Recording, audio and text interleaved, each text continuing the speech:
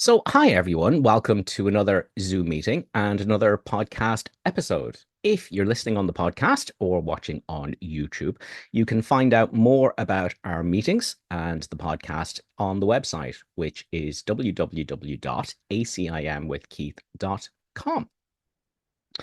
Okay, on with our meeting. I thought we could focus in on some poetry today. um, so let's do that. This is Helen's poetry, and it's from the book Gifts of God, and it is, of course, based on A Course in Miracles. So this one's called Awaken Stillness. Peace cover you within, without, the same. In shining silence and in peace so deep, no dream of sin and evil can come near your quiet mind, and then in stillness wake. First there is silence, then awakening. Now is the time appointed for the end of dreaming. Still the cradle where you come to be reborn. The Christ is stirring in the home that he has chosen as his own. His vision rests upon your eyes, and soon you will behold his face, and will forget the fantasies that seemed to be so real until the stillness came. The Son of God has come to join you now. His shining hand is on your shoulder, and God's silent voice speaks ceaselessly of heaven. You will hear his single message calling to his own from his abiding place to waken God. I love this poem because it's such a simple statement of what we're doing. So again, peace cover you within, without, the same. Um, the inner and the outer are one. The whole world is in your mind. Okay, there's no outer. All right. So the idea of inner and outer is a silly ego fixation. It's an illusion, an optical illusion of consciousness. There's no inner and outer. It's all one. In shining silence and in peace so deep, no dream of sin and evil can come near your quiet mind. And then in stillness wake. Here's the formula. First there is silence, then awakening. Now is the time appointed for the end of dreaming. Still the cradle where you come to be reborn. So, one of the things I'm often struck by when I'm coaching people is how everyone wants to rush into forgiveness. How am I going to forgive this person? How am I going to get over this? How are you supposed to forgive this? Um, and really, that's jumping the gun. That's jumping the gun until the stillness comes.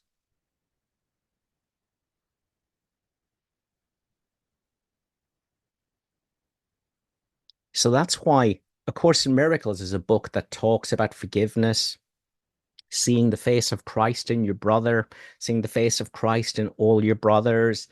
Um, but it has a workbook. It has a workbook. And everyone sort of skims through the workbook and then they kind of like put it out of their mind completely and go, how do I forgive this person? How do I do this? How am I supposed to forgive this? How can anyone forgive this? Okay, but A Course in Miracles isn't that kind of forgiveness. If I set out as a person to forgive another person, that's called forgiveness to destroy. That's called attacking your brother because you attacked yourself first. That's called seeing your brother as a physical entity. And the Course says that's attacking your brother. But you couldn't do that unless you attacked yourself first.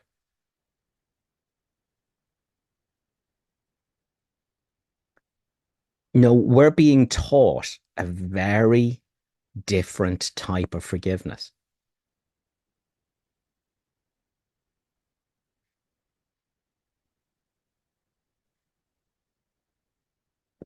And I guess most people, most students of the course, never really get beyond how am I the person supposed to forgive this person for what they've just done to me? I don't know how I'm supposed to do that. Why would God expect me to do that? I said that for 30 years. It's not what's being asked. So there's 365 workbook lessons designed to train you for the forgiveness A Course in Miracles is talking about. So it's not the same old forgiveness. The sacrifice, I'll let it go for the higher good. I let it go so I can be a holy ego and become an enlightened ego. It's not So that. she's around downstairs in the field. Ginny, just put Not yourself on mute. Okay, so that's not what's being talked about here. This has nothing to do with one person forgiving another. This has nothing to do with excusing the guilt in your brother. Nothing to do with that. That's your starting point when you realize you're insane. And you have to undo that.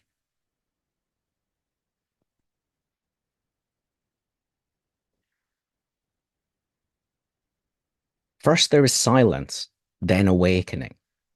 Now is the time appointed for the end of dreaming. Still the cradle where you come to be reborn. A Course in Miracles workbook is about finding the silence, finding the stillness,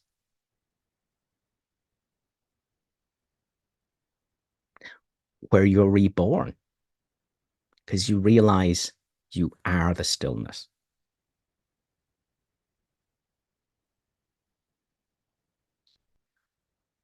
That the thoughts in your mind, you're not thinking them, they're not real thoughts, they don't really exist, and they mean absolutely nothing. They have no value to you whatsoever, the thoughts in your mind.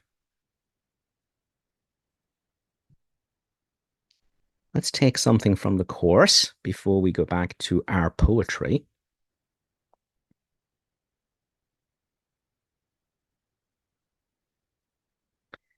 Lesson 4, paragraph 2. In selecting the subjects for the application of today's idea, the usual specificity is required.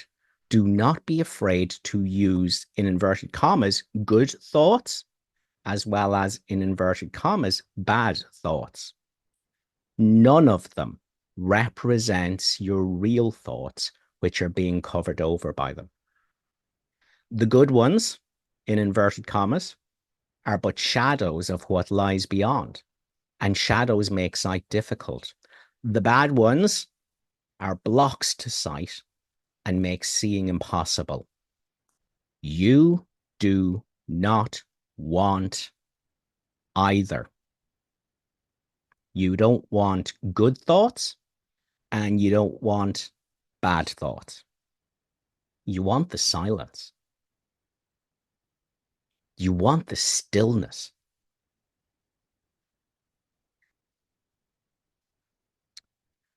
Let's take another lesson before we go back to our poetry. Go to lesson 70.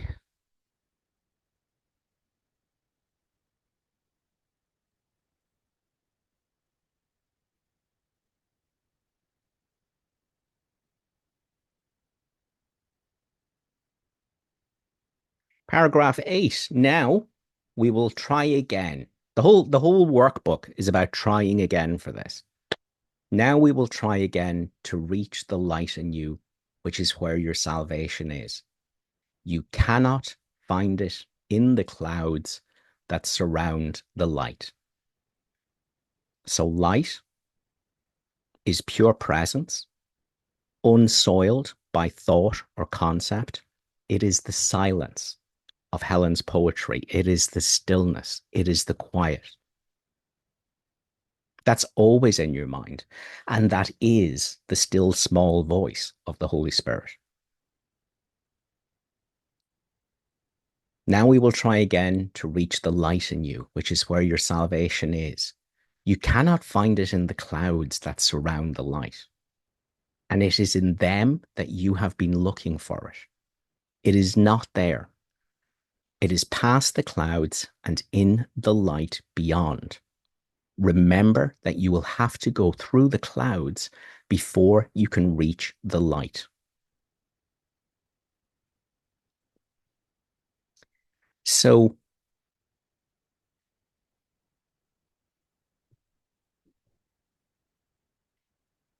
A Course in Miracles is training us in the workbook, and it's abundantly clear in the early lessons that the thoughts I think are not my real thoughts, and I'm not really thinking them.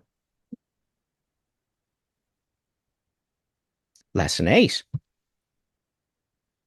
The one wholly true thought we can hold about the past is it's not here now. And when you think you're thinking about the past and the future, your mind is actually blank because it's not really thinking. Oh, there's thoughts there apparently happening, but no one's thinking them. What you are isn't thinking. Jesus says in the Course, you have been asked not to judge. This is not to take a right away from you. You cannot judge. You can only believe the ego's judgments, all of which are false. When you think you're thinking, your mind's actually blank because it's not really thinking at all. When you think you're judging, your mind is actually blank because it's not really judging at all. See, everyone thinks, oh my God, I can't stop judging. That's not the problem. You're not judging. You're the light of the world now.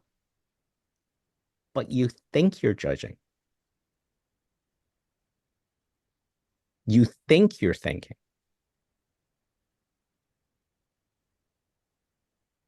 So the only problem you have is a misperception of yourself. You think you're an ego. There's no such thing as an ego. There's no such thing as separateness. The atonement is the statement that separateness of any kind has never happened. So you can't be a separate self having private personal thoughts and judgments. It's a misperception of yourself. You can't do that because you're not a separate self.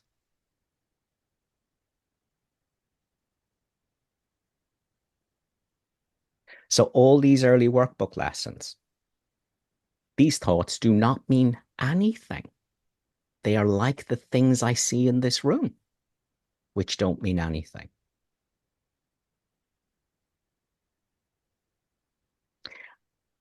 And yet, we rush off the workbook, we're straight into the text, or we read a book about A Course in Miracles, and we're like, oh, what do I, the thinker of thoughts, do to forgive that one over there, the thinker of thoughts? What thoughts will I use? No,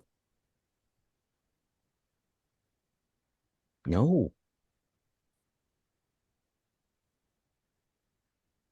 The Course tells us salvation can be seen as nothing more than the escape from concepts. It tells us forget every thought or idea you've ever held about anything. All thoughts about yourself and God. Forget this world. Forget this course and come with wholly empty hands unto your God. What's left? The silence. pure silent presence, which is the truth of what you are right now in the Holy Spirit, and it sees itself as the truth in everyone.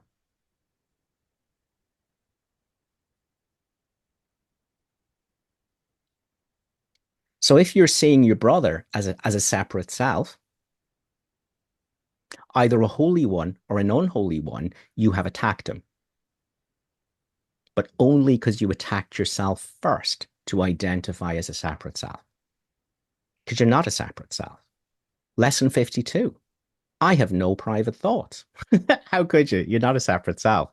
I have no private thoughts, but it is only private thoughts of which I am aware. What can they mean?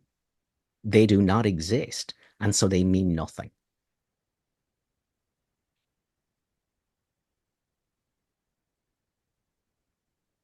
Course in Miracles is a big, massive book of concepts, but every one of them is telling you why you have to let go of all concepts, including the concepts of A Course in Miracles. As lesson 4 says, you do not want either of them.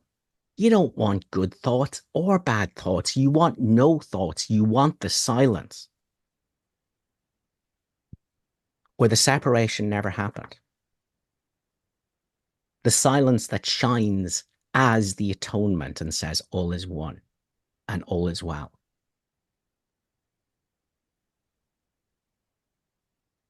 Right-minded thoughts and concepts are a thorn to remove a thorn.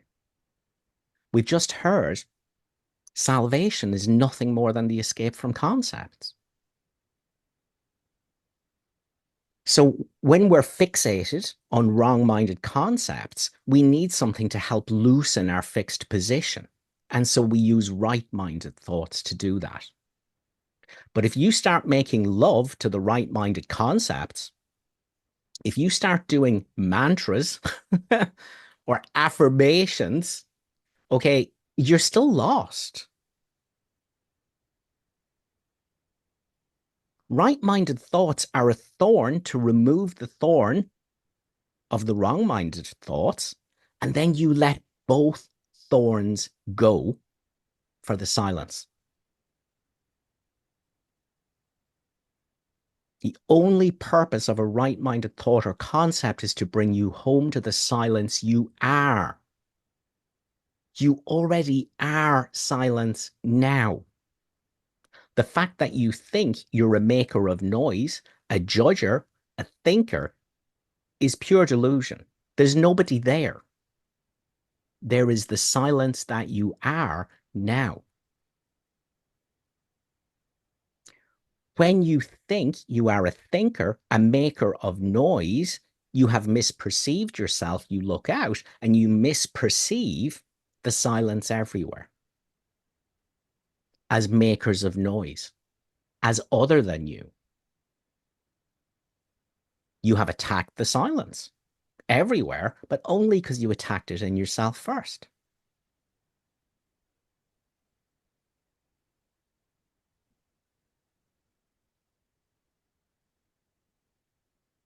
What can these thoughts mean? They do not exist, and they mean nothing. A Course in Miracles is a way for you to see. The Course tells us, I can be hurt by nothing but my thoughts. And it's just told us you don't want any of them, not the good ones or the bad ones. And it's just told you they mean nothing. They don't actually really exist. They're not real thoughts, and you're not thinking them. The miracle is that you are silence now. And when you misperceive yourself as a maker of noise, as a thinker of private thoughts that do not exist and mean nothing, when you think those thoughts make a powerful contribution to the truth and make it what it is, you imagine you are a non-existent separate self, having these thoughts and judgments and looking out on a world full of separate selves. But there's no one there.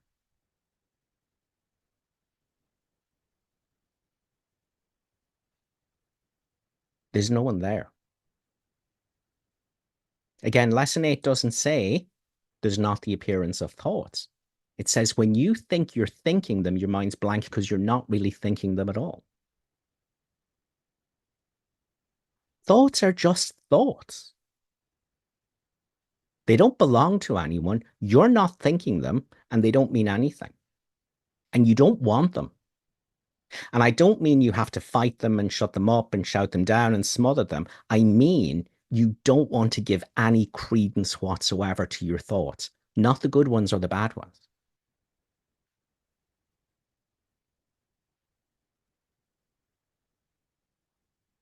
Your salvation is coming home to the silence you've always been, and you look out and you see that silence as the truth of everyone. That's forgiveness. That's not forgiveness to destroy. That's not a forgiveness where you're carving up God's one holy innocent son into a forgiver and a forgivee. That's nonsense. Let's take 2 more quotes and then we go back to our poetry.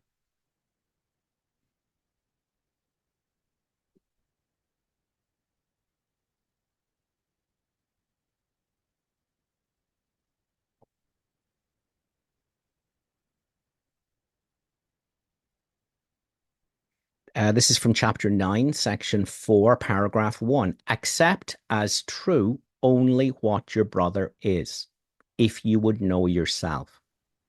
Perceive what he is not, and you cannot know what you are, because you see him falsely. Remember always that your identity is shared, and that its sharing is its reality. Can you share your private thoughts? Do they apply equally to everything you seem to look on in the dream? No. So they don't exist and they mean nothing, and you're not really thinking them. And the cause of all your pain is thoughts you think you're thinking that you're not really thinking. They're just happening by themselves.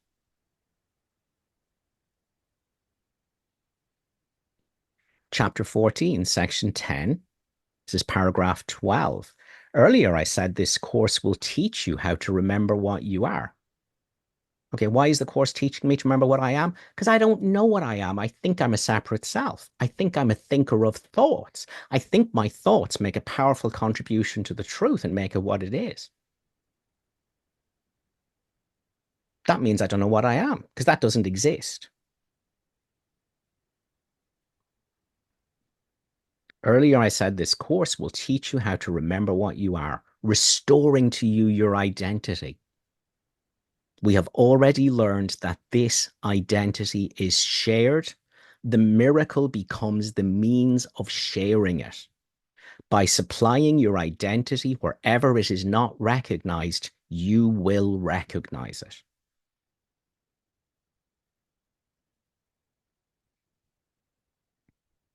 This is from chapter 30. Your brother has a changelessness in him, beyond appearances and deception both.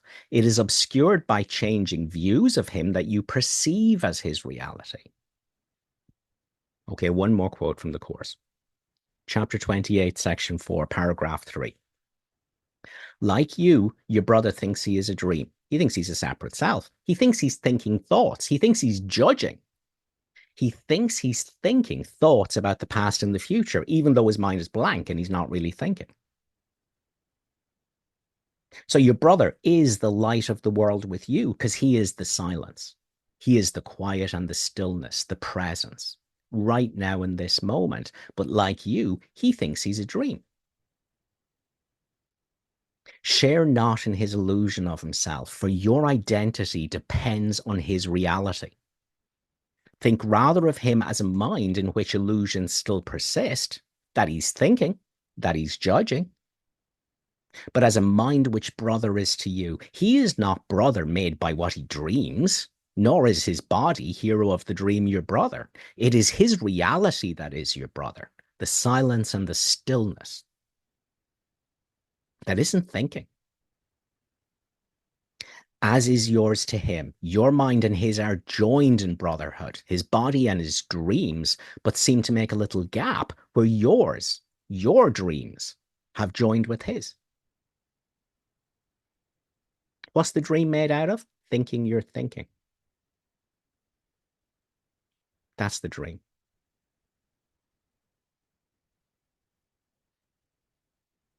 What are you if you're not thinking?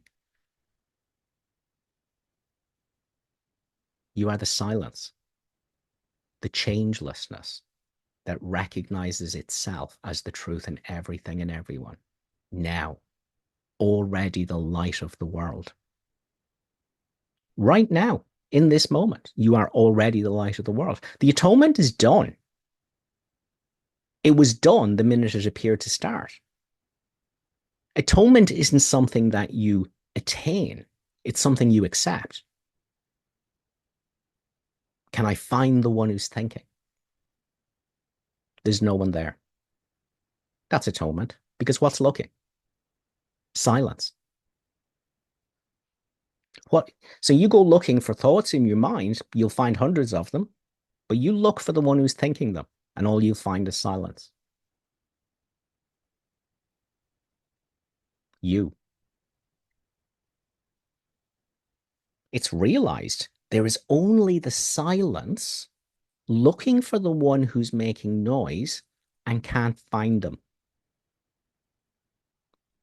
Silence.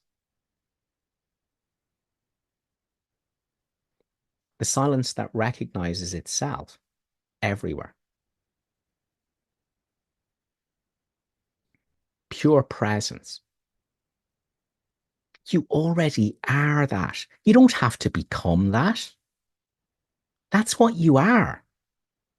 But you think you're a dream. And the dream is made out of nothing but thinking you're thinking.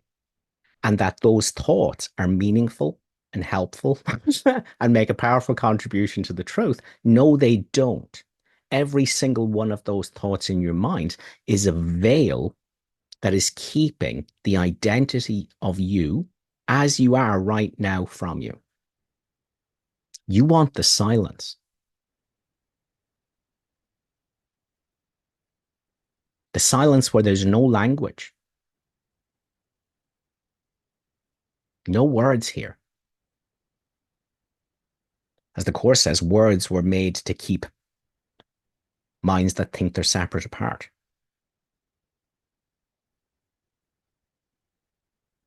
Now, what you will realize when you find the silence, when the stillness comes, what you will realize is that there's nothing to thoughts and emotions but this still presence. But don't try and learn that from me, because that's concept. When you find, when when you discover the truth of what you are is silence and stillness, then it will be self-obvious and self-evident that there's nothing to thoughts, feelings, emotions, bodies, except this presence, except this stillness. They're all just waves on an ocean of stillness that you are and that everyone is. But don't learn that as concept. Your job is to find the silence, because that's home.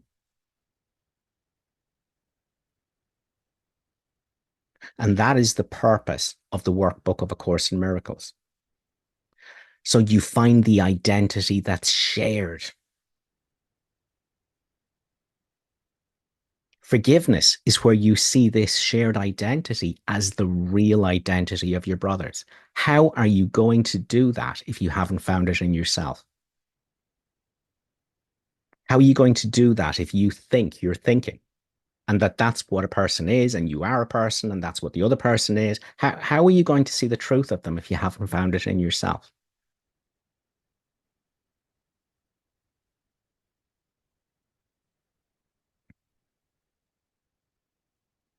You have to find it in yourself.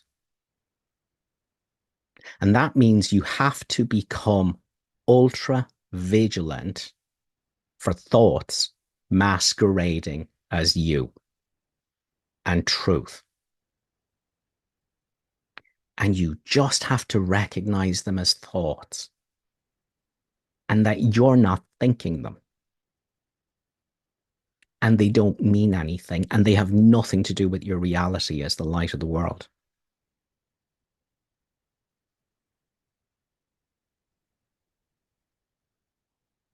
This is the forgiveness process of A Course in Miracles. This is the miracle. It says you must look on the error without judgment. You first must look at the ego with no judgment of it. That's what forgiveness is. And that will bring you home to the silence.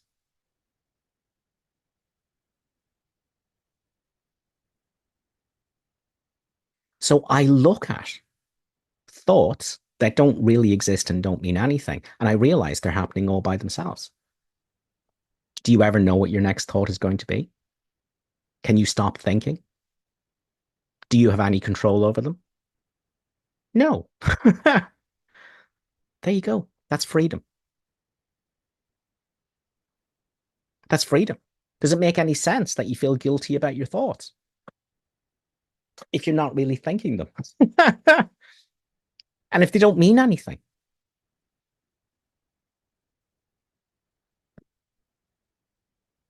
Where's guilt now?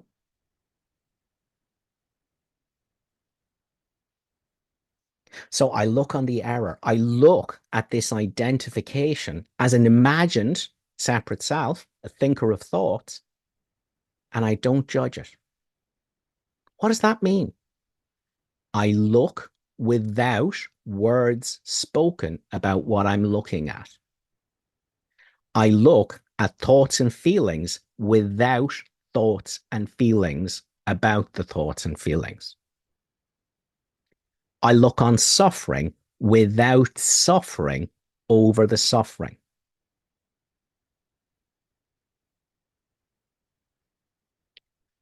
I look at what thoughts and feelings are doing without telling myself a story about it.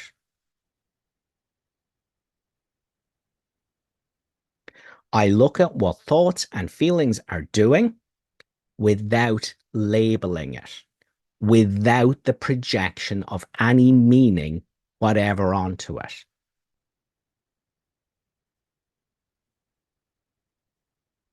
So what does forgiveness establish? Silence. Silence is what's witness to the noise that does not exist and means nothing. And it's silence. Silence in the midst of the noise. The silence in the background of everything I'm saying and that's being heard here. That's never absent. The miracle brings you home to the silence and the stillness that you are. And from there, you know the separation has never happened.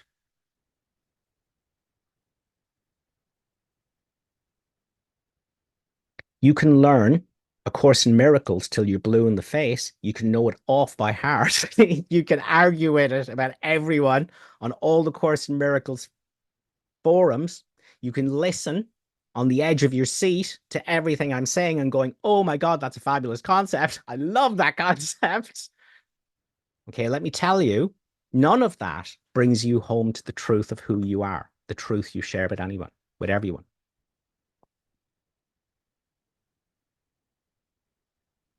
So if you have the idea, if I can just learn enough, if I can just learn enough about these metaphysics and how they work, oh, I'm going to be an ascended ego. I'm going to be a holy ego. It's all going to be fabulous. My suffering's over. No, that's delusion. No, it won't help you at all. No, it'll do nothing for you unless you understand all of it is pointing you to the silence you are now. That's already here. It's the space between thoughts. It's the screen in the background of thoughts. It's in your mind now. And sure, there's thoughts there for now. But so what? They're happening all by themselves. The only delusion is that you're thinking them. There are no thoughts here. It is the escape from concepts. It is the silence. The entire Course in Miracles is training you to recognize the silence that you are. And then it's telling you, forget all the pointers. Forget this world, forget this course, and come with wholly empty hands unto your God. Be the silence that you are. Look out and see yourself as the truth of all the world. God's one holy innocent Son, now in this moment. First, there is silence. I'm not thinking. Oh, thinking is happening all by itself. I'm not thinking. I am the silence. Witness to the noise, but always silence. There is no identity in the noise. I don't have to fight it. I don't have to get rid of it. I don't have to suffocate it. I have to see there's no identity in it. It's happening all by itself. My identity is silence. Pure presence in this moment. Only from here can you understand any of the concepts in the Course in Miracles. Only from here can you experience any of them as truth. Everything else was concepts. Your mind can't understand any of this. Your thinking mind can't do forgiveness. Your thinking mind can't experience God's Son as one. Your thinking mind cannot see the silence as the truth of another. Only the silence sees the silence in another.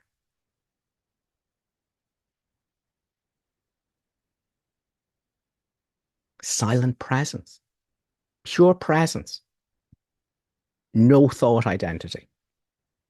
And again, we're not demonizing thoughts. We're simply saying there's no identity in them. The thoughts I only think I think, I'm not really thinking, are not my real thoughts. Freedom.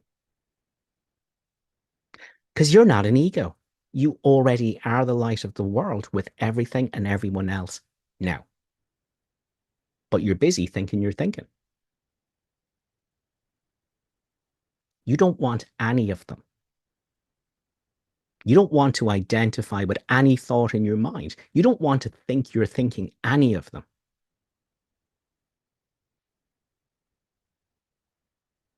Lesson 70 says, but you must go through the clouds, the thoughts and concepts, to get to the light that you are.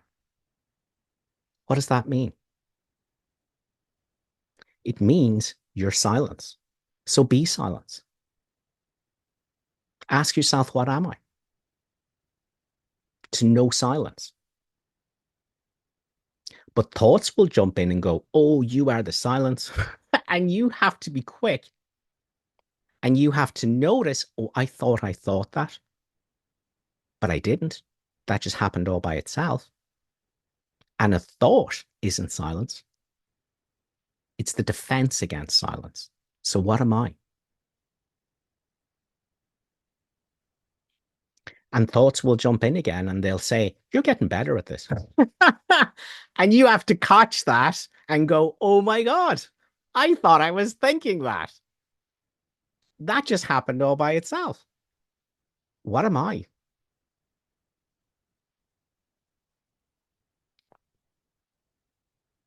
Silence. But no word silence is here. Only silence where there is no words.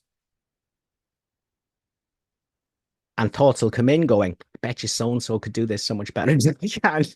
And you have to catch it and go, oh my God, I thought I was thinking that. That just happened all by itself. And that's not silence. What's silence? What's the silence where there's no thoughts?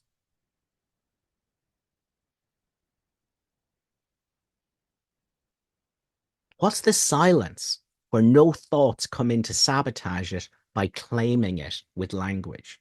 There's no thoughts here. There's no language here that thoughts can use to sabotage the silence that you are. This is what the miracle is. This is what forgiveness is for. In the Course, it says, you have not yet had the holy instance, but you will. And you can gain much from practicing the mechanics of this until you have the holy instance. Now, that's an awakening. The holy instance is awakening to the silence and pure being that you are. It's a point of no return because you can never fool yourself that you're thinking thoughts ever again. You can never fool yourself that you're a separate self having these thoughts. These are my opinions. No, ever afterwards, you'll just look and go, oh my God, I thought I was thinking that. No, I wasn't. I'm the silence. We're all as well now. Because when you find this silence that thoughts can't claim, this is the experience of what A Course in Miracles teaches when it says, for we but see the journey from the point at which it ended, looking back, imagining we make it once again, reviewing mentally what's gone by. What's at the end of time and space and form and noise? What's at the end of that? Silence and oneness and formlessness. Well, guess what? You already are that, but you're imagining yourself in something that's over, an after image that has no reality and no life in it. And what causes that delusion to persist? Thinking you're thinking. You're not. They're happening all by themselves. Everyone here has had the experience of, oh my God, I need to get a good night's sleep tonight, but my head is wrecked. My thoughts are torturing me. And I keep thinking about that thing I did when I was 8 years old and that thing that was said in work and how I showed myself up. And oh my God, everyone's had that experience. Well, why don't you just stop it? You can't. If you had any control over your thoughts, all suffering would be over. Any thoughts that hurt you. The Course in Miracles says I can be hurt by nothing but my thoughts. Well, if you're thinking them, just stop. And then there you go, you're grand. But you're not thinking them. You already are the light of the world. Now, the one light of the world, everything and everyone is. So you don't have to stop thoughts. You have to unravel your identity from them. You have to go through the clouds to get to the light that you are. And that means when I'm in a situation where, oh my God, look what they're after doing to me, and I have so much pain and suffering, and people shouldn't behave like that, and oh my God, I hate them, and I have every right to hate them. And then you just look at that whole big thought cloud and go, I thought I was thinking that, but I'm not. That's just happening all by itself. That's just the ego thought system. That's just ego FM. So what am I where there's no thoughts?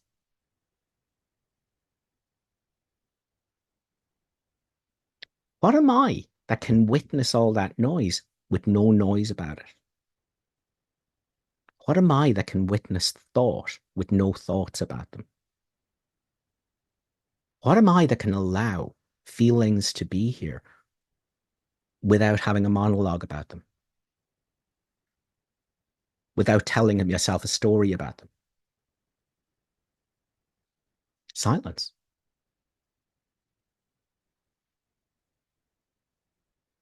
Course in Miracles is a direct path. Course in Miracles says, go straight home to the silence that you are and be. How do I do that? Look at what the ego is doing and don't make up any stories about it. Now you're home to the silence that you are. You're not in silence. There's nobody in silence. There's only silence. I am in silence is a thought. Okay, you look at what the ego is doing silently, and you experience the silence that's here, which is the still small voice of the Holy Spirit. Now you can do forgiveness. Now you can look out at your brother, look straight past all the noise and see the silence as the truth of him.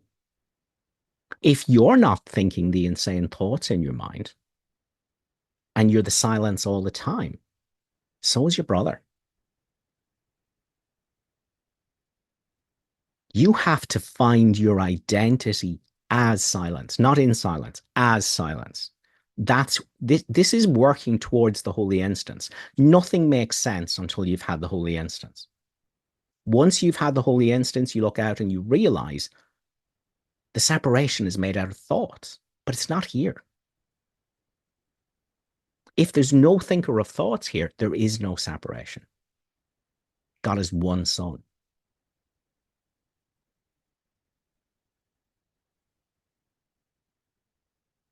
Okay, but until you've had the holy instance, everything is concepts. There's nothing, there's no experience of truth and concepts. That's not to say that listening to right-minded concepts, you may get glimpses of the silence that is the truth of who you are and who everyone is. That'll happen. So that's valuable. Until you make a concept out of it, then it's lost to you. You've veiled it from yourself again with concepts, making noise about it.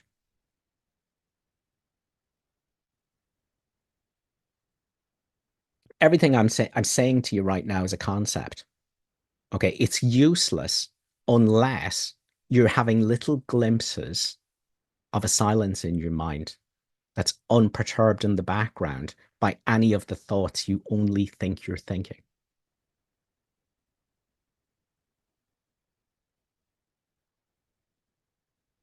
Course in Miracles is useless to you if you go about it as an intellectual pursuit.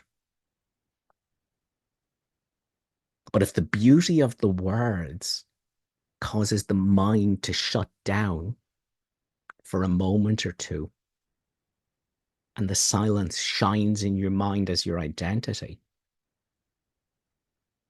and a sense of all is well is here,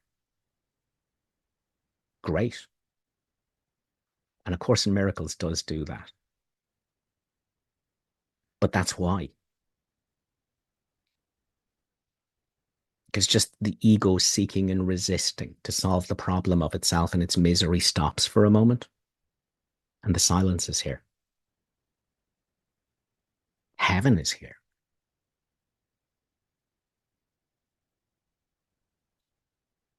Until I think I'm thinking again.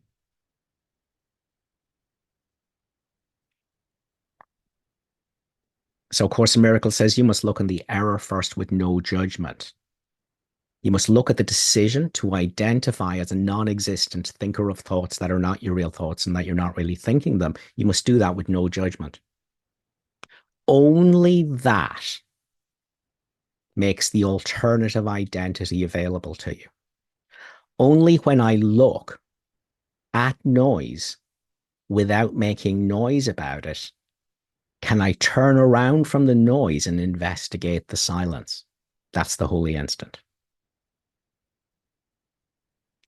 Only when I look at the ego and the choice for the ego with no judgment about it, no stories, no monologue, okay? Only when I witness with total non-judgment do I get the opportunity to turn around and investigate what is here that looks with no judgment.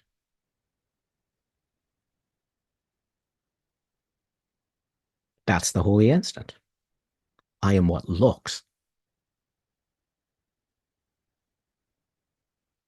Now I can turn back towards the world and say, there's nothing to any of this but the non-judgmental silence that's here. I see this as the truth of everyone. It was here all the time, veiled from me because I thought I was thinking thoughts and therefore misperceived myself as a separate self, suffering, seeking and resisting to solve the problem of myself and my lack. Forgiveness is what we do to remember what we are as silent presence and then see that as the truth of everything and everyone.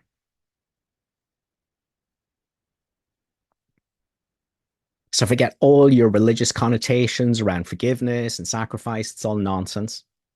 Forgiveness is how you remember who you are. You're seeing your brother as a separate self, as a thinker of thoughts. That means that's your alarm bell right there. That's the only purpose the world has, is for you to see that you're misperceiving it. And now you know, oh my God, I think I'm a thinker of thoughts. Of course, I'm cutting the world up into separate parts, thinkers of private thoughts, guilty the lot of them. Okay, so let me look at my identification with thoughts and feelings here with no judgment. Now let me turn around and ask, what's looking? What is this silence here that can look without thoughts about what it's looking at? Only from here can you turn back towards the movie of what was over long ago and see this silent stillness as the truth of all of it. That's forgiveness. That's the miracle. That's what you're practicing until you have a holy instant where you discover a silence in your mind, which is pure presence and knows itself without thoughts. Pure knowing.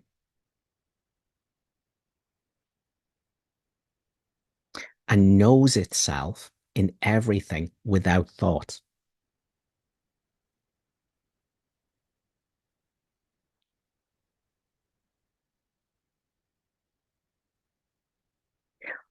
I'm making it sound like you discover this presence we are in the Holy Spirit in yourself, and that it looks out and sees itself in other things. It does seem like that in the beginning, okay?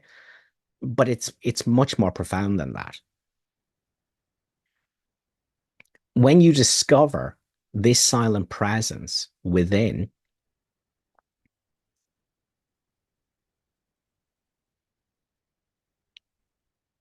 it's everywhere. Knowing itself by being itself in everything and everyone. It's not that there's a separate self here looking out and seeing the formlessness and everything. There are no separate selves.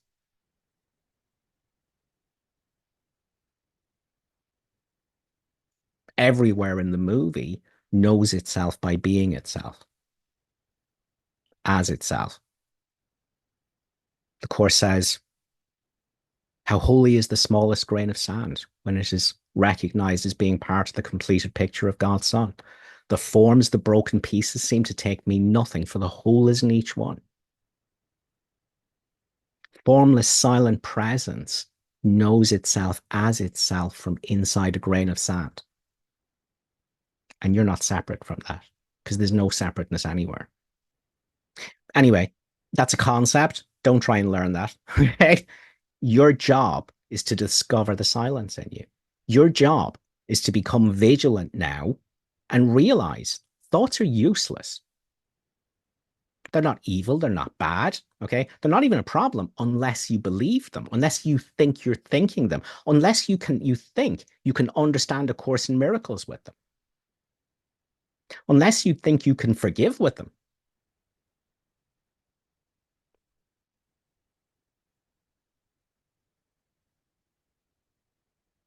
Your job is to understand it doesn't matter what thoughts are doing in your mind. You're not thinking them. They make no contribution to the truth of who you are whatsoever. They veil it from you. And you have to go through the clouds during the day. You have to notice thoughts and go, they don't mean anything. What am I where there's no thinking? What am I that hears the thoughts but isn't thinking? And thoughts will come in and go, oh, you're the Holy Son of God. And you have to catch that. and go, I'm not thinking that? What is hearing the thoughts, but not having any thoughts? Because what you are is utterly unbound by thoughts and concepts. Utterly. They have nothing to do with your reality as Son of God. And they've nothing to do with the reality of the Son of God anywhere.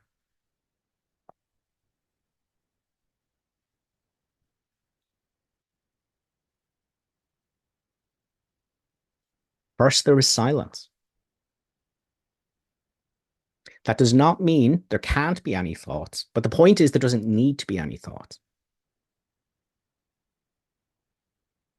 But it doesn't mean there has to be no thoughts. Thoughts can be in service to the Holy Spirit, this shared identity in everyone, the silence. The point is there's no identity in it. That's silence. First there is silence, then awakening. Now is the time appointed for the end of dreaming. Still the cradle where you come to be reborn.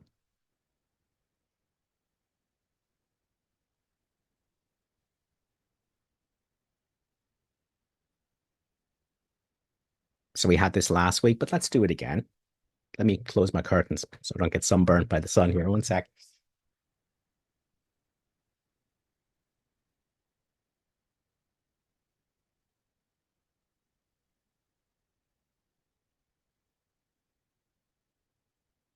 You watch this podcast, you could be forgiven for thinking Ireland is a lovely, warm, sunny country. It's not.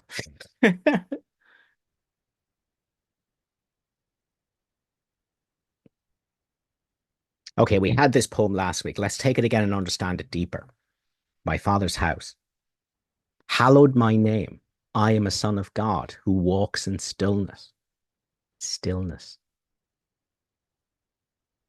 Stillness. No identity in thinking.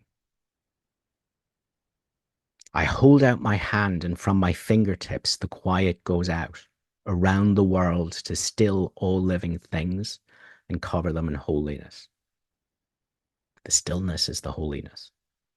Their rest is joined in mine, for I am one with them.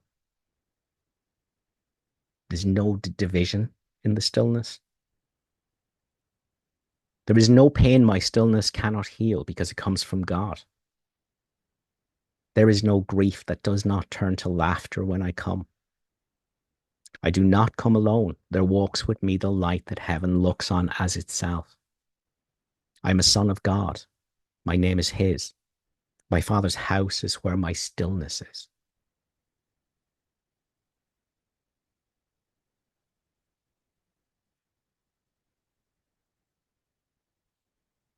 Your job is to go through the clouds. Your job is to separate what you are out from all thoughts, the good ones and the bad ones. Go through the clouds. Look on them without judgment. And something is looking where there's no thinking going on. That's forgiveness. That's why forgiveness brings you home to yourself. The light that shines as the truth in everything and everyone, as the silence, as the quiet. This poem isn't saying that, oh, my silence goes out and it quietens all the noisy things. No, it doesn't. No, it sees silence as the essence and truth of everything already. Your brother thinks he's a dream, but you look out from the quiet and see quiet as the truth of him, the same quiet that's you. It doesn't matter what he dreams about a body or an insane voice talking to itself. It doesn't matter. He's already the same quiet you are now in this moment.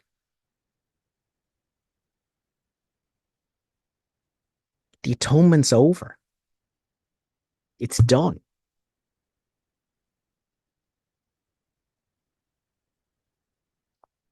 And you discover that in the stillness. But our primary work with A Course in Miracles, this is what the workbook is training us constantly, is you're not the noise in your head. You don't want any of those thoughts. None of them. If you think you're thinking it, you don't want it.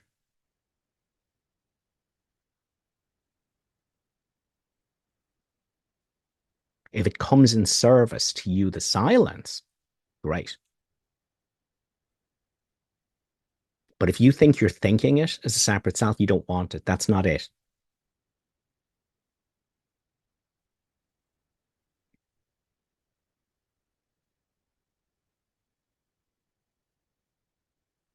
The final vision, when silence settles all across the world, no living thing but stillness holds its heart in rapt anticipation, and the peace foretold so long ago at last has come. Only the face of Christ will still be seen upon a world which in an instant more will sink from memory without a sign it ever was. Where is perception when the voice for God has said the last Amen?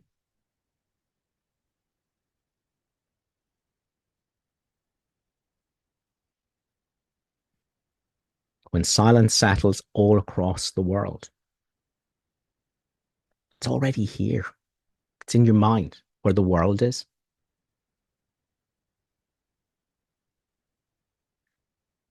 You have to find the silence in yourself. That's your holy instant. That's your awakening.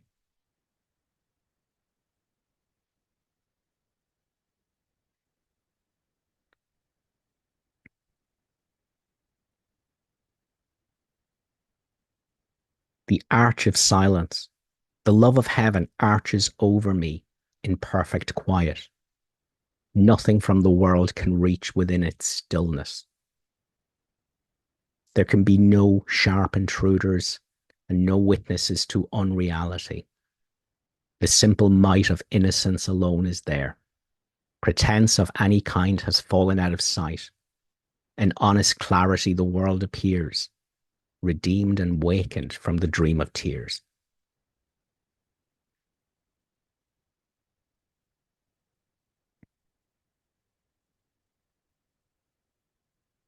Okay, here's another nice one. Stillness. My soul is still. It does not know the thoughts my mind imagines. It does not perceive my meaningless endeavors, nor the goals of sin and madness in which I believe. Immovable, my soul remains, and sure of immortality in peace so deep that all the shocks I feel cannot come near its limitless tranquility. I sleep and dream of evil and decay and death of which my soul knows nothing. Perfectly it rests in its creator and in me.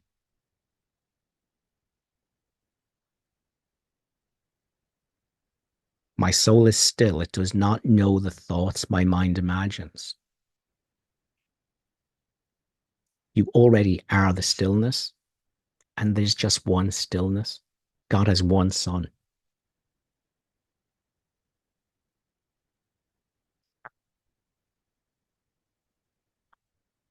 One of my personal favorites of all the poems. Silence and nothing more. There is no sound and nothing to be seen. No fingers still grasp at the world. All prayers have been forgot. There is nothing now that can be asked. The voice for God no longer speaks. There is no need remaining. There was once a time, now unremembered, when there was a world. A word is spoken, and the world is done.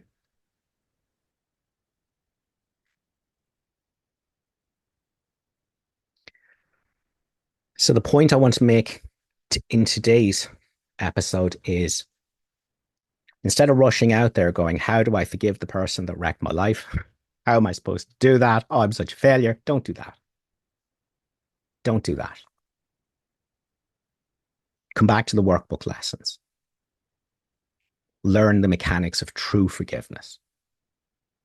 If you think there is something to forgive in your brother, you're insane because you think you're thinking. You think those thoughts are yours. They're not. You're not. You're the light of the world. but you think you're a separate self because you're deluded that you're thinking thoughts that you're not really thinking. So from that deluded place, do not try and forgive your brother. That's useless. That's forgiveness to destroy.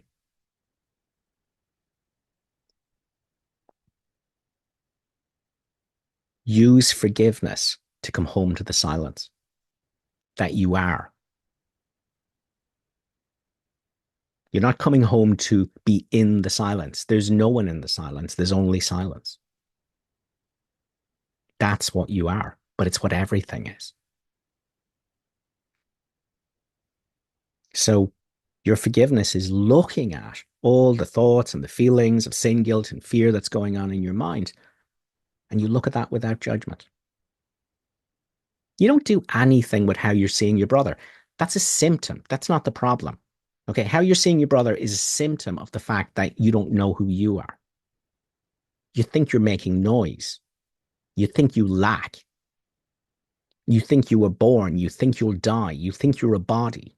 You think you're thinking thoughts that you're not really thinking. You, who are the light of the world. That's the problem. How you're seeing your brother, that's what alerts you to the problem, that you don't know what you are. That's why your brother is your savior. So you look at what thoughts and feelings are doing and you don't tell yourself stories about it. You don't have thoughts about it. You witness it without judgment. And you turn around and you investigate what is here that can look without words, without thoughts. That's your holy instant. The silence that's here. That's the truth of your brother. Everything else is a dream.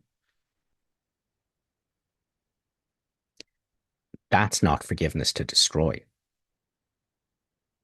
That's forgiveness for salvation. But don't stay thinking you're thinking that your thoughts make a powerful contribution to the truth and your opinions matter and oh, don't do that. Don't do that. Your first point is to realize this big cloud means nothing. None of it means anything. It is veiling what I am from me. So witness it without telling yourself stories about it. Witness it without judgment. Forgive it. And feel the silence that's here. The still small voice of the Holy Spirit, which is the quiet, the stillness that's always here and always seeing itself as the truth of everything it looks on. That's always here. You have a split mind. Your right mind is seeing the real world right now. But if you think you're thinking, you're wrong-minded. You don't have access to the real world because you think you're thinking.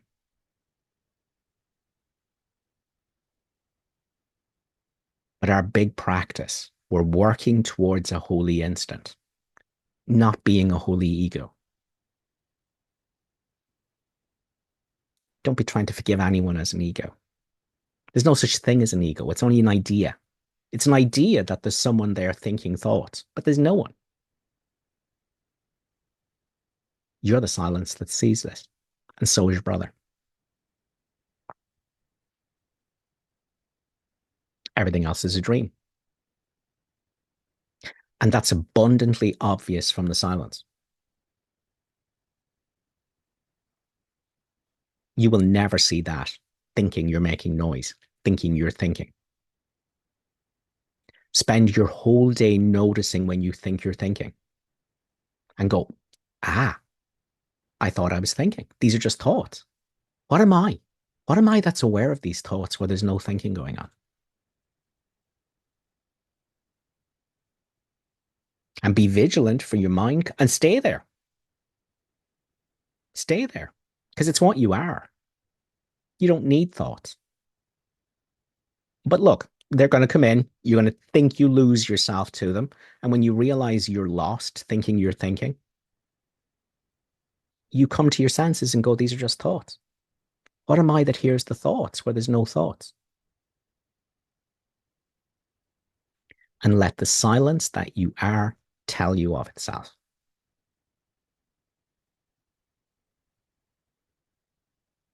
When that happens, now you're ready to forgive. Now this is the truth of all your brothers, no matter what they're dreaming themselves to be.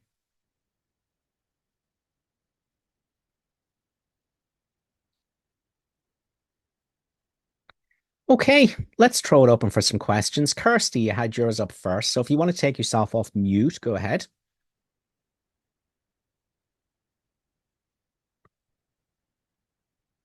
If you're with us there. Um, hi, Keith. Hi, Kirsty. Hi. I've been looking in the last week or two at the part of the manual that talks about the stages of development of trust. And, you get to stage 4, you go through all sorts of stuff, and then you get to stage 4, and you think you think you come a lot further than you have. And then after you kind of rest and assimilate your learning, and then actually you realize that you've not come quite as far as you had done. And that, I can really kind of see that. I can really kind of look at my own life and see that as something that's kind of gone on for me. But ever since I've known you for about 2 years. And when I first got to know you were very, very, the big difference between stage 4 and stage 5, I think, according to Jesus, is that you start to realize that there is no personal self, that there is no I, there's no Keith, there's no Kirsty, the course isn't talking to that person. And that's when you have to go back into it again. And ever since I've known you, about 2 years, you've been very clear that there is no Keith. You've always had that understanding, which is something that's really helped me along this path over the past 2 years. And you've also spoken very openly and honestly about the experience that you've had that got you onto it. And I'm just wondering if you had that kind of experience where you thought that you were it, and you thought that you were there, and you thought that you had it all, and then actually realized that you didn't. I'm just wondering if that's a personal experience that you yourself had. Sure. The course itself, maybe I won't spend time looking for it because I don't think I can paraphrase it well enough. But the course itself says that you will keep re-experiencing what you are as you go through the process. In other words, you'll think, oh, this is what I am. And then you realize, nope, actually it's this. And it's really, again, remember, you already are the light of the world. There's nothing to become. And so this process is much more like undressing, disrobing from a Halloween costume that you got into and thought was you. And so as that disrobing happens, and of course, a miracle says there's no such thing as learning, there's just unlearning. All learning is unlearning. So again, we're shedding false identity.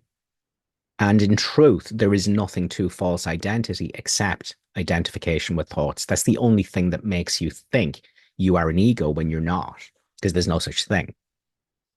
So yes, as you go through the process, many times you'll think, oh, this is it, but then it'll just reveal itself deeper and deeper and deeper. In terms of my own practice in the beginning, the way that was for me was that I had reached this rock bottom point with the anxiety disorder and the fact that it was constant and it was all day and it was a half-life and it was like there must be another way.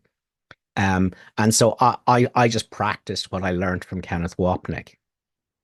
And that was that I would just spend the day noticing there's anxiety in the wrong mind. So there's anxious thoughts and there's anxious feelings and there's anxious stories being told. And just coming back home to the silence that is in the cinema with Jesus. That was my process. But I've stopped teaching it that way because people thought that you were a thinking self in the cinema with Jesus, that you brought thoughts with you into the holy theater. And you don't. Okay. So what is in the cinema with Jesus? And in truth, there's only one of us in the cinema. The cinema is just a metaphor for the point at which the journey ended. where we're reviewing mentally what has gone by, the after image.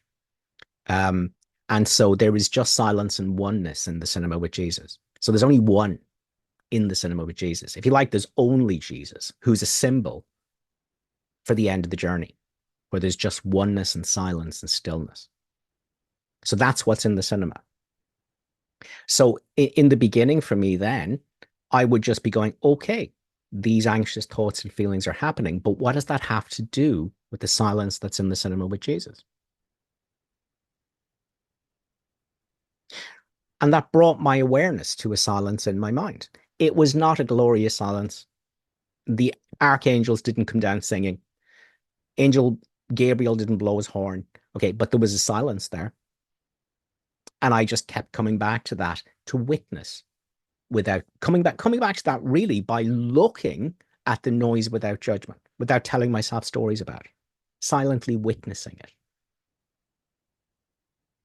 And that was the whole of my practice. So let me tell you, up until the awakening, I was not going around going, how do I forgive this person? How do I forgive that person? That wasn't my practice. Thank God. Because I would have been doing that as the insane voice talking to itself. How do I forgive this insane voice talking to itself? There's no insane voices talking to themselves. And so what I would say to you is, what's going to bring you to an awakening is doing it the way the workbook is training you to do it, where you become vigilant and your thoughts, you start catching thoughts and going, I'm not actually thinking that. That's just happening all by itself. And what am I that hears that? What is the silence that hears it without words about it? So that was the sum total of my practice. Once the silence revealed itself as an identity here that thought can't touch, now I was ready to do forgiveness. But that wasn't my practice up until there was an awakening.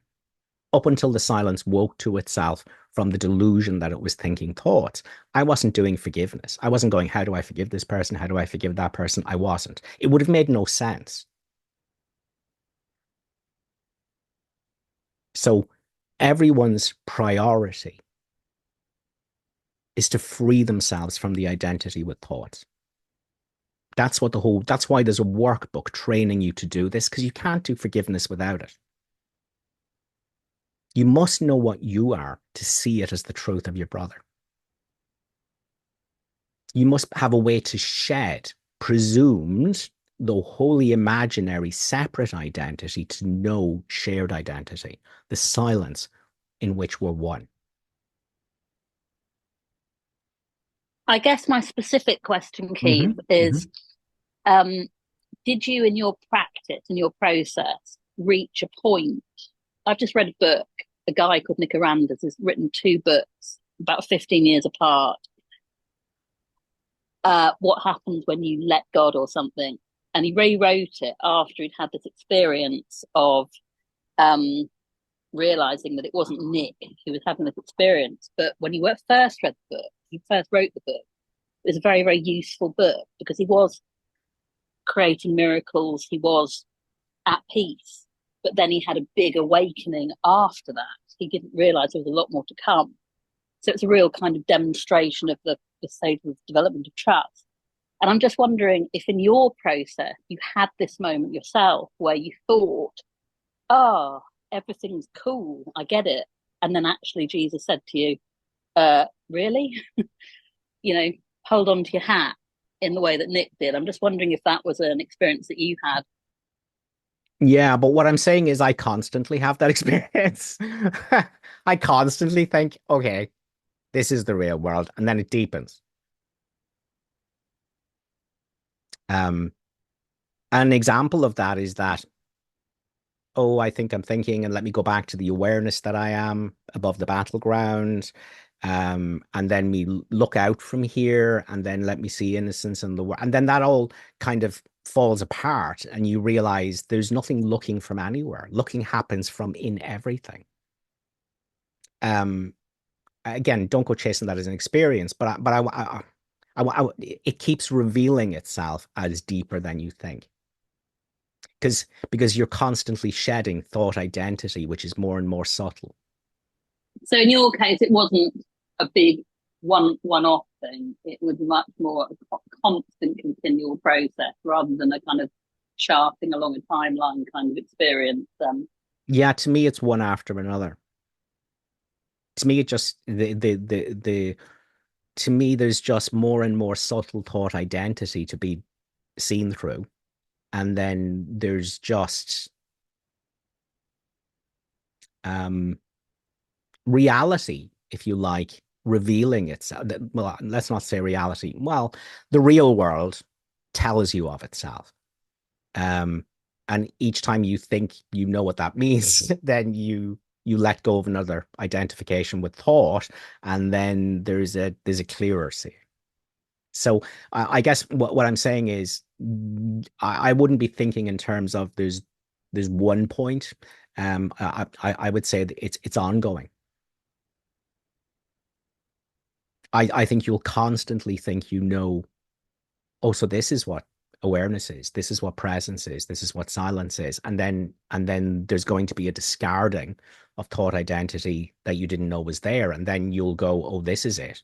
And then it will keep deepening. So expect that on your journey. Yeah, no, it's interesting because everyone's ego is completely different. Everyone's true self is the same, but everyone's Correct. journey is different, isn't it? Because the ego is so complex. You have to. Yeah, but in truth, there is no journey because you already are the silence. The mind imagines the journey that there's being something other than silence and that there's a return to silence. But you're the silence all along. And that's why I would say A Course in Miracles is a direct path. It says go straight to the truth of who you are and be. How do I do that? Look at thoughts and feelings without thoughts and feelings about them. Look without judgment. Look without stories about what you're looking at. And the silence is looking. Now turn around and investigate what's looking. That's who you are, the light of the world, and that's who everyone is. And thoughts will come in and sabotage it and go, oh, you're the light of the world. And you have to go, that's a thought. What am I where that thought doesn't exist? Because that's the light of the world. So it's finding that silence within us through forgiveness, through the process of forgiveness. So thanks for the question, Kirsty. Lana, go ahead. Take yourself off mute. Hello. Hello. Hey, everybody. I have a question about the word heart, Heart. Yeah. Helen uses it a lot in the Course. Well, not a lot, but she uses it both in the Course and her poetry. And how does the heart, however you say it, differentiate from the soul? It's really a metaphor for the right mind, where we're one. So, Okay. so when she says, heart in that sense, it means that place where we're one, not in thoughts, if you like. If we were to carry forwards the metaphor, not in the head, in the heart, not in thoughts, in the being. Okay. So what does the word soul mean exactly? Well, I mean, that's there's only one, and it's God, Okay. because the sum total of creation is one. But if you like, we're working back towards that. But one is the number of creation. God creates by extending God, which has nothing to do with a person. God's not a person. God creates by extending God, and knows his creation as himself, because there's nothing else.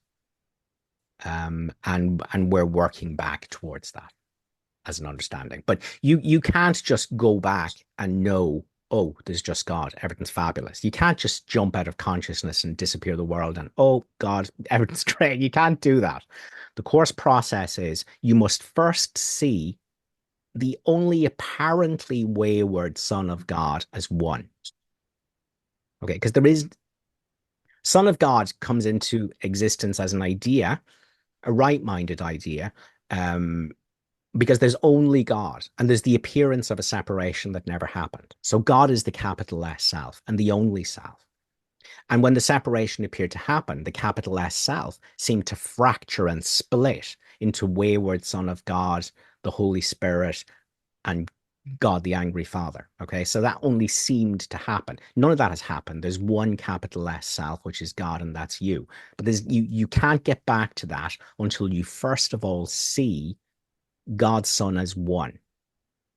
It's only when you see the world as oneness, and you can only do that from knowing you are silence, which again isn't a war on thoughts. It's a complete disentangling of your identity from thoughts to know silent presence as the truth. And from that space, silent presence sees itself as the truth in everything and everyone. That's the real world. That's God's apparently wayward Son seen as one.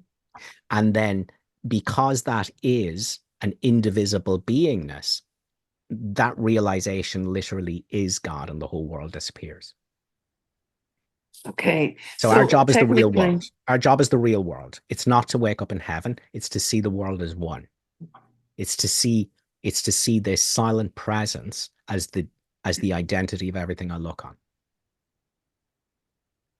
Okay, that And that can, sounds good. yeah, but it can't happen from noise. It can't happen from thought identity. It can only happen from a space where there's no identification with thoughts, where silent presence is known as my identity, and it looks out and sees this is what everything is. So again, our big practice with the workbook and with our forgiveness process is looking at thoughts and feelings and noise from a space of silence and making our stand as the silence. Okay. Keith, would the idea of an individual soul be delusional? Yeah. It is. Mhm. Okay, that's what I thought. The idea that there's anything other than God is delusional. Okay, thank you. Yeah, because the atonement says separateness never happened. Okay, thanks. No problem. Have we anything to do in the chat box, Eli? Yeah, it looks to me like you're getting off awful easy because there's only 2 questions in the chat box. Fair enough. Let's have them. Okay.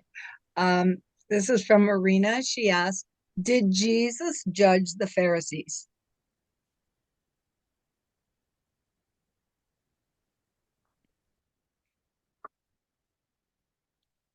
Well,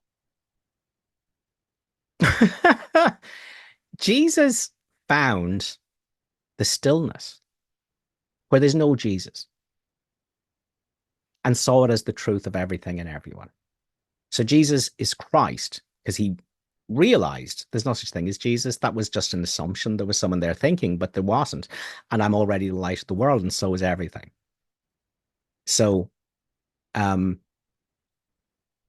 we have to use language which is wholly inadequate. But as the clarification of terms makes very clear, the man Jesus was an illusion. And so there was an awakening of the silence to itself from the delusion that it was a thinker of thoughts called Jesus. And it recognized itself as the truth of everything and everyone.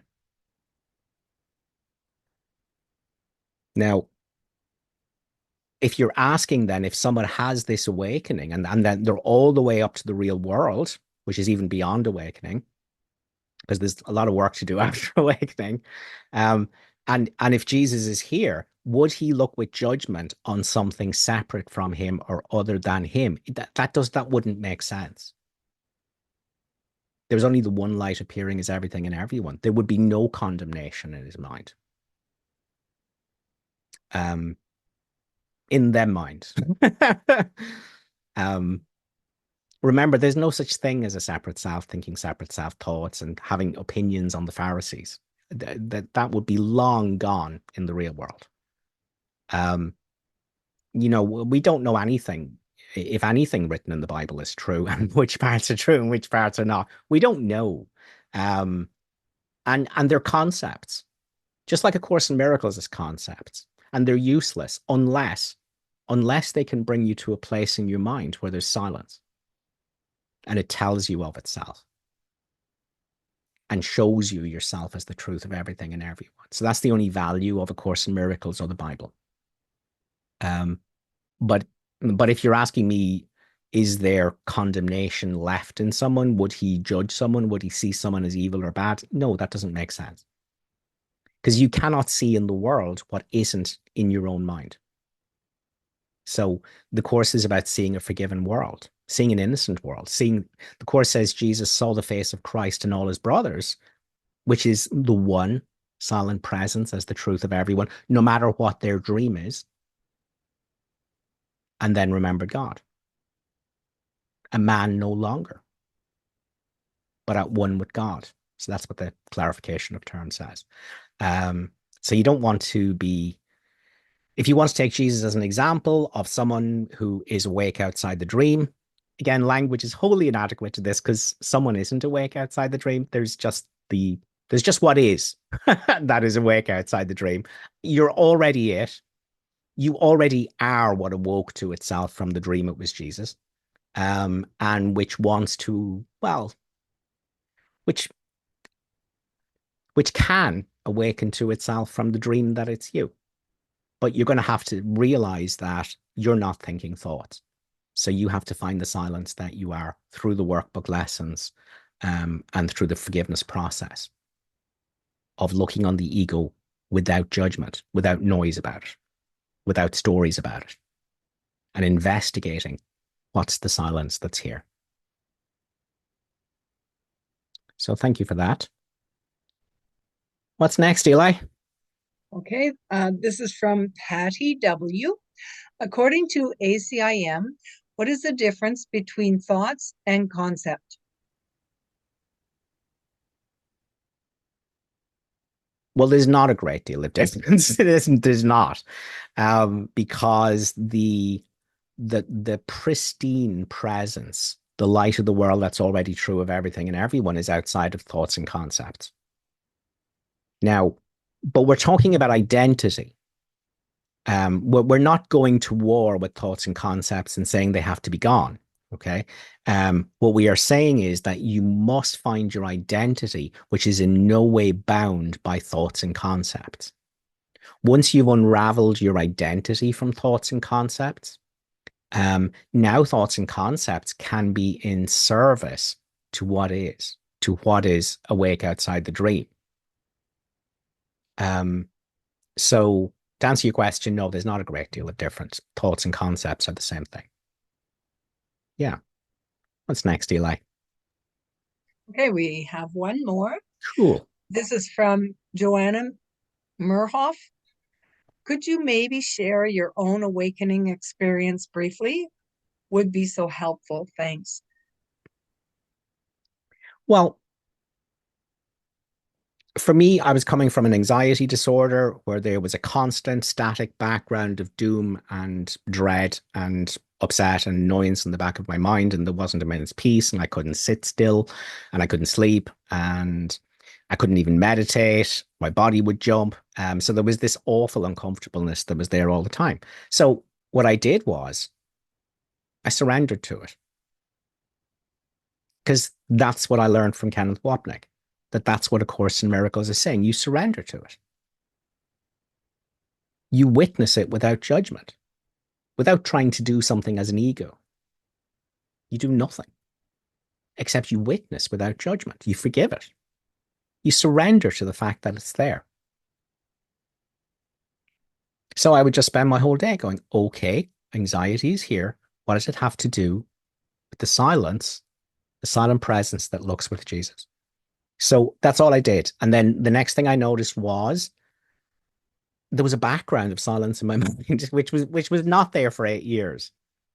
And that was quite a realization. I never thought I'd have that back. And then I wasn't even sure if it was ever there to begin with. And I still don't know for sure, because I had 8 years of constant doom. And anyway, so there was a silence in the back of my mind. Even when there was anxiety, there was a kind of a silence as a backdrop to it, which hadn't been there in 8 years. So I kind of thought, well, that's amazing. That's pretty cool.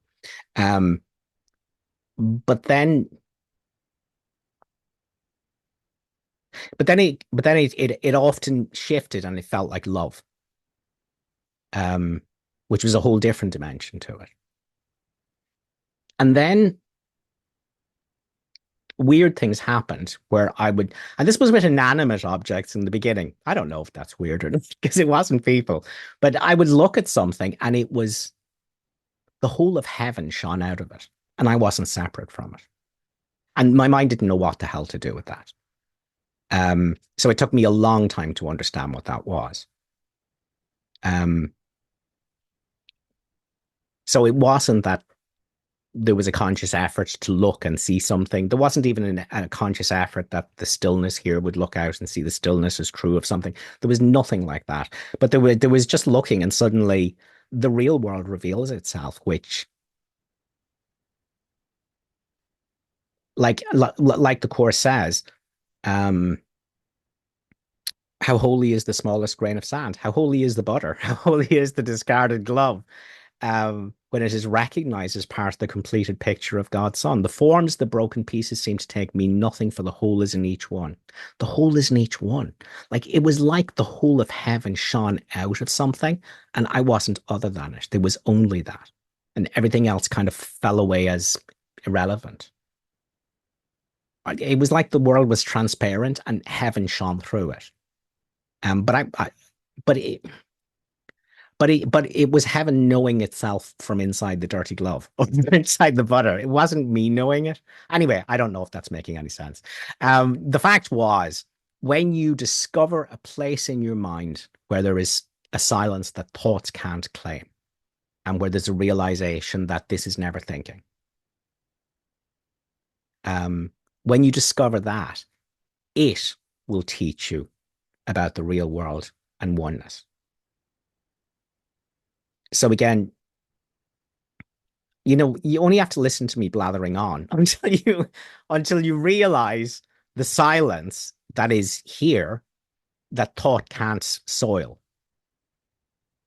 that thought can't defile, that concepts cannot contain. There's no language here. So there's nothing for the mind. There's nothing for thoughts here. Thoughts can't label it. They can't compare it. They can't have an opinion on it. They can't say, oh, I am the silence, because there's no words here for that to happen. There's just silence. Okay, so you only have to listen to me blathering on, and you only have to read A Course in Miracles until you have an experience of that. And that's an awakening, and that's a point of no return. And then that will teach you about the real world. That's your teacher. That's what the Course means, because that is pure knowingness without thought. And so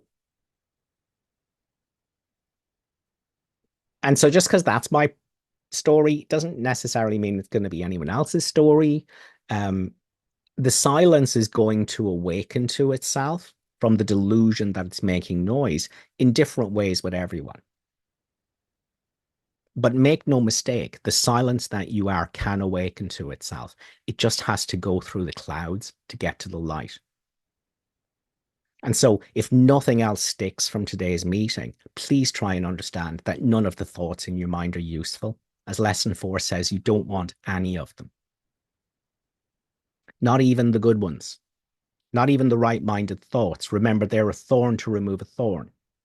If you're fixated thinking you're the noise in your head, if you're fixated on anything at all, you can use a right-minded thought to unstick yourself, but then let all thoughts go. Use the Course and then forget this Course and come with wholly empty hands unto your God.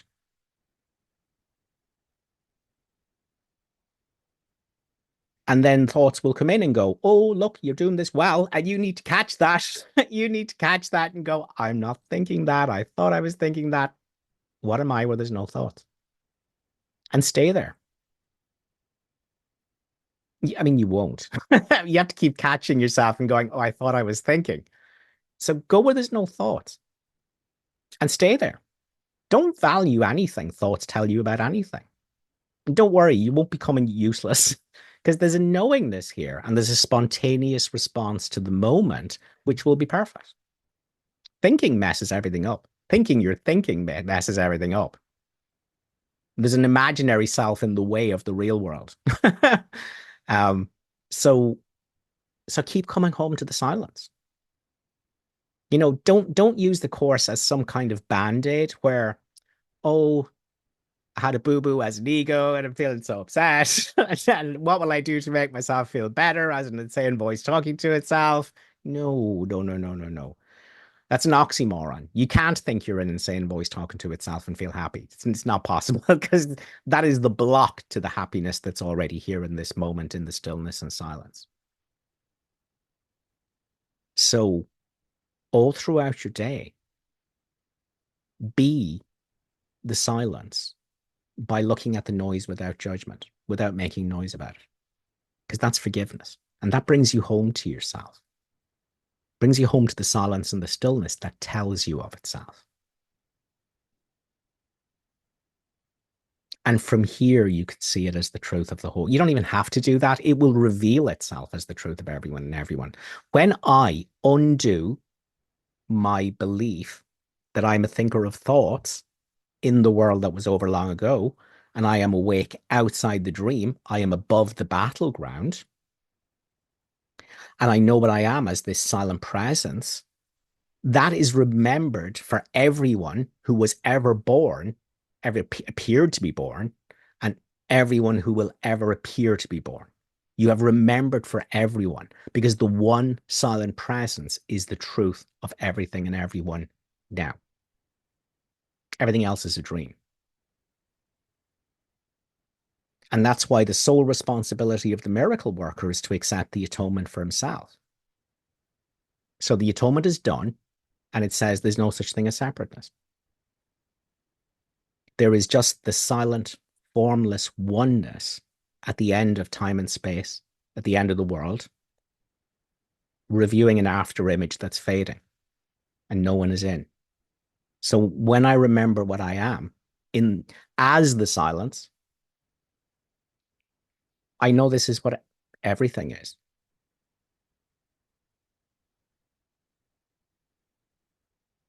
So again, those early workbook lessons are so crucial because everyone sort of reads them and then just forgets that their thoughts mean nothing. And salvation is the freedom from concepts. And it's only as the stillness that identity is shared. Unless you know that, you can't do forgiveness. You'll do forgiveness to destroy. You must know what you are as the quiet. Because now you know what everyone else is.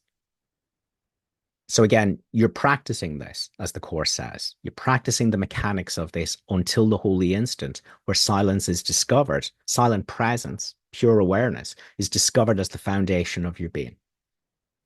That's a point of no return. It's the most important thing that will ever happen to you in your whole life.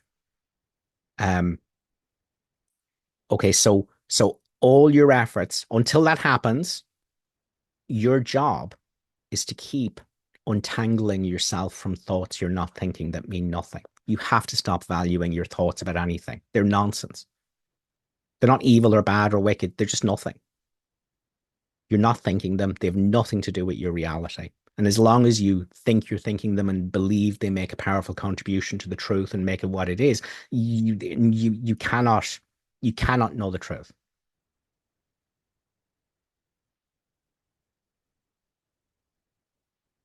So do the work. Do the work that the holy instance asks, which is forgiveness, which is nothing religious. It's looking at the ego without making up stories about it, looking at the noise without making noise about it, allowing thoughts and feelings to be thoughts and feelings without having thoughts and feelings about them, allowing suffering to be there without suffering over it. That's forgiveness, because now you can turn around and investigate what is it that witnesses suffering with no suffering? What is it that sees thoughts and feelings without thoughts and feelings about them? What is it that is aware of the ego without any stories about it? That's your forgiveness work. So forgive yourself into the remembrance of the silence that you've always been and still are. And then you're ready to start working on this forgiveness process with others.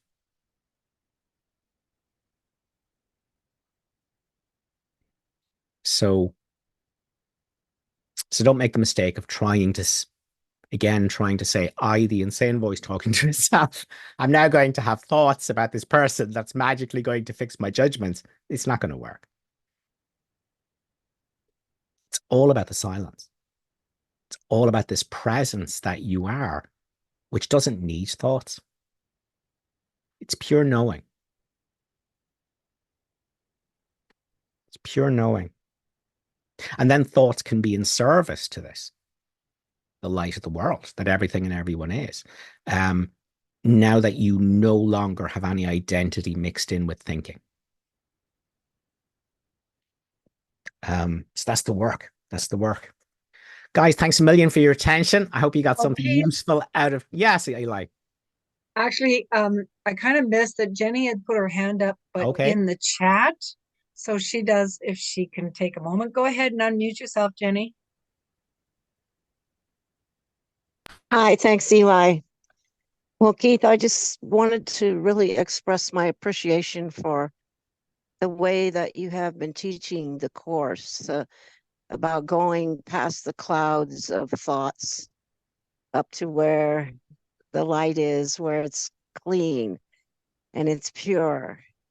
And I just wanted to share also the fact that you talk about experiencing the concepts or the ideas in the course rather than just reading them. And so for me, that brought to mind that I want to share that sometimes when I'm listening to Uncle Ken on tape for the millionth time or reading the course again, which never gets stale, and that is amazing. Sometimes it's kind of like when you go to the beach and you play in the waves, and the wave catches you and it turns you round and round, and you're banging your head on the ground of the shore, and then suddenly it spits you out on the beach, and you sit up and look around, and everything is silent, and you laugh because while it was going on, it was powerful, it was strong. In some way, it changed you, but at the same time, it was hilarious. And you look forward to seeing it again or hearing it again. And that's kind of how I feel sometimes when I've read something or heard something again and again and again. And I think I know it after 40 years or whatever. And I realize I really don't. And so the experience that can come to you through repetition is just very confounding and it's beautiful. And I hope that everyone who listens to your podcast can understand that it's the experience that is what we're going for. Yeah. We're working towards that holy instance, and let me tell you, every single person that holy instance is available to you because it's just the recollect, it's just the realization of what you actually already are. You don't know that because you think you're a dream. And why do you think you're a dream? Because you think you're a thinker of thoughts of a separate self that doesn't exist. But you're not that. It doesn't matter what your dream is. And so every single person is capable of knowing the holy instant because you are the holy instant already. And so Yes. and that's why I say that even though salvation is nothing more than the escape from concepts, and you're never going to get this course if you try and learn it as a manual or an intellectual treatise. Even though I say that, it's so important to understand that when you listen to Ken or you read the course or you listen to the way I talk about it in the podcast, I'm pointing at something very directly. And the course is pointing very directly, and Ken is pointing very directly. And so in that pointing, you can find yourself outside of concepts. You can find yourself outside of thoughts. The silence can be known. in the background. And so we're in no way saying that you shouldn't listen to podcasts, or you shouldn't read the Course of Miracles, or you shouldn't listen to your Uncle Ken, because you should.